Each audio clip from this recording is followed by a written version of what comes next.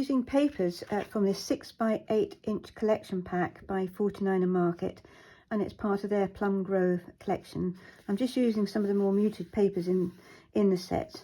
They're lovely papers with lovely patterns on both sides, so I'm trying to make the best use of each page. I'm also going to be using Eileen's Thinlits die, the ATC library pocket, and you'll see how I use that later. I've taken each of my sheets, which are 6x8. I didn't want to lose these lovely patterns. So for my front cover, I have cut